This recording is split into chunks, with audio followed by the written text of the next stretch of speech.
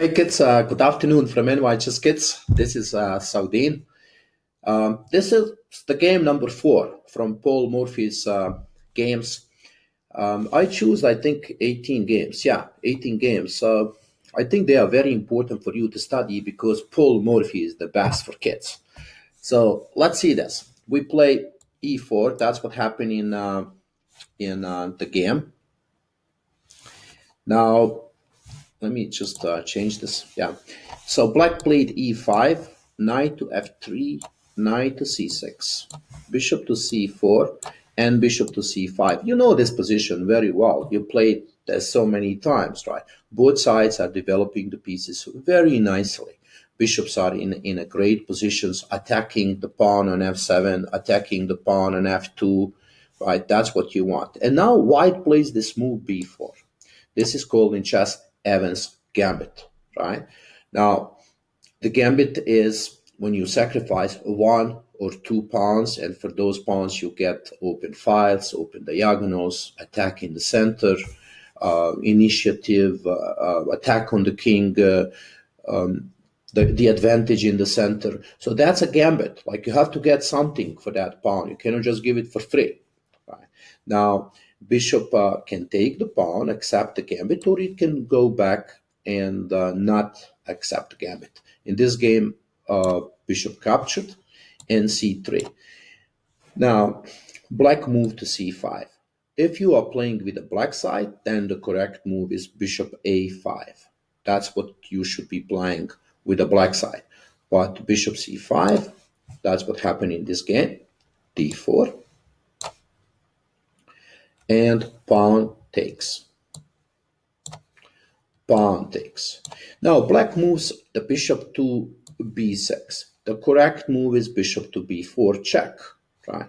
But when you move to b6, look, this is exactly what white wanted to accomplish with a gambit. Because now white has 2 pawns in the center of the board. They are ready to move forward and attack the black knights. Now, if the knights move away, then the black king is not safe and secure anymore. So, white continues with a castling, right?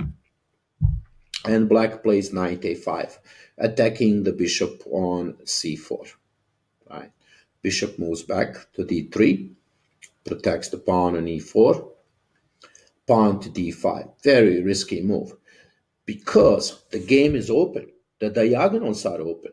The files are opened. So you cannot have a king on e8 and open the game, right? You have to run away with your king to the castling position, right? But right now, the king is in the center of the board and black is opening the game. So white takes and queen takes, right? Now look at this cool move, bishop a3. That's the move I want you to learn to play. If you can play moves like that, then you are becoming a good chess player. Look, the bishop is on the diagonal, king cannot move, right? King is trapped there in the center of the board.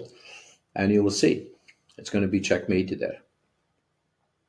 Now, bishop moves to e6, and knight goes to c3.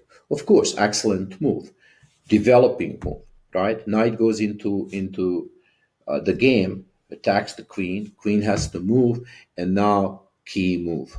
This is the move that the kids in my classes have to learn to play. Stop here. Don't miss this move. Pawn to d5. Why do we have to play this move? It's because we want to open up the game. Look at the king on e8. Hey, this king is the one that we want to checkmate, right? So with a d5, the king is going to be completely opened. Now, I know you may ask yourself, hey, I'm giving a pawn for free.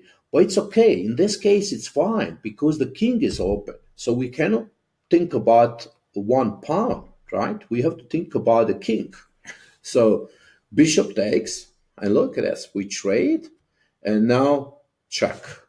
And that's what we need to learn. We need to learn to open up the game. Look at this. We have a rook on e, file attacking, bishop on the diagonal. Wow, this is the real game, right? And now king moved to d8. Of course, if you have to move the king to d8, then you know you are in trouble, right? So, and white now plays an amazing move. Bishop to c4. Look at this cool move. He's attacking the queen, right? With a queen as well, right? Not only that the bishop attacks, but with a queen. And of course, you have to take, and after rook d8, now look at that part. The two rooks plus the bishop here, and even this bishop can join. Even knight, if knight needs to jump to g5 or e5 and attack on f7, right? King goes to c8 and checkmate. That's it. Paul Morphy, look at this. What a cool game, right? So let's see and find the most important moves here. I like to find the best moves because I like to remember them.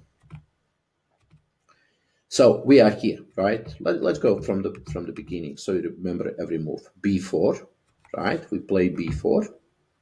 Bishop takes. c3. d4. And I guess this was a really big mistake. So the first move that we need to remember is bishop to a3.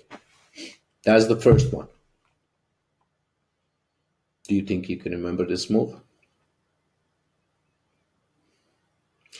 Bishop on this strong diagonal. Now,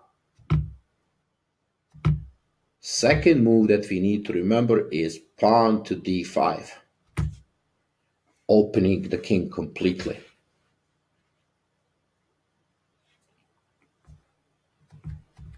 And then, of course, rook e1, right? Sometimes I see actually kids have a chance to play a move like this, rook e1, and they don't play. I hope after this game you will play moves like this. Hey, when the rook can go to open file and attack the king, that's a very powerful move, right? And of course, this is a grandmaster move, right? Bishop c4, attacking the queen and opening the files for the rooks. Look at this. Check. And rook e8. Now, the reason the black lost the game is because the king was not safe in the center of the board. Black also did not develop those pieces. Look at those knights and rooks there, and this rook. They are not playing, right? So the king in the center of the board, open diagonals, open files. That was very dangerous for a black king.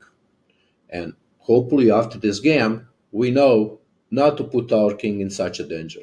Hey, I hope you enjoyed the game, and we'll see each other very soon in the game 5.